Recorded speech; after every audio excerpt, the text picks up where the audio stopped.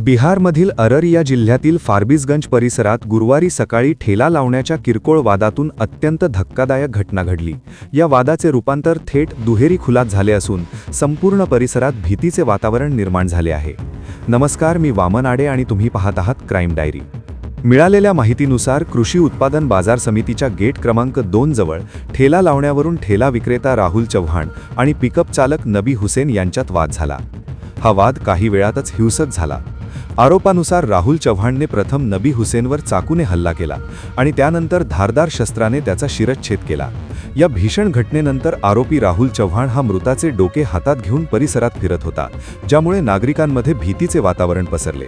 घटनेनंतर तो बाजार समिती परिसरातील झाडीत लपून बसला होता। माहिती मिळताच पोलीस घटनास्थळी दाखल झाले आणि स्थानिकांच्या मदतीने आरोपीला ताब्यात घेतले। मात्र यानंतर परिस्थिती आणखी बिघडली। संतप्त जमावाने पोलिसांच्या ताब्यातून आरोपीला खेचून काढले आणि त्याला बेदम मारहाण केली। या मारहाणीत आरोपीचा जागीच मृत्यू झाला। ही संपूर्ण घटना पोलिसांच्या उपस्थितीत घडल्याने कायदा व सुव्यवस्थेवर गंभीर प्रश्नचिन्ह निर्माण झाले आहे। घटनेची माहिती मिळताच वरिष्ठ अधिकारी घटनास्थळी पोहोचले। एसडीएम अभय कुमार तिवारी, एसडीपीओ मुकेश कुमार साहा यांच्यासह अनेक पोलीस अधिकारी तैनात करण्यात आले। पोलिसांनी दोन्ही मृतदेह ताब्यात घेऊन शवविच्छेदनासाठी पाठवले असून जमावात सहभागी झालेल्या व्यक्तींची ओळख पटवून त्यांच्यावर कठोर कारवाई करण्यात येणार असल्याचे सांगितले आहे।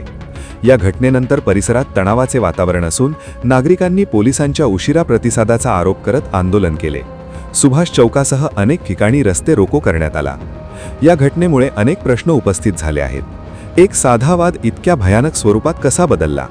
पोलिसांच्या उपस्थितीत जमावाने कायदा हातात कसा घेतला? प्रशासनाच्या हलगर्जीपणामुळे ही घटना अधिक गंभीर बनली का? सध्या पोलिसांकडून घटनेचा सखोल तपास सुरू आहे। लेटेस्ट क्राईम अपडेटसाठी क्राईम डायरी चॅनलला आत्ताच सबस्क्राईब करा आणि अशाच बातम्यांसाठी आम्हाला फॉलो करा। सतत अपडेट रहा, सुरक्षित रहा।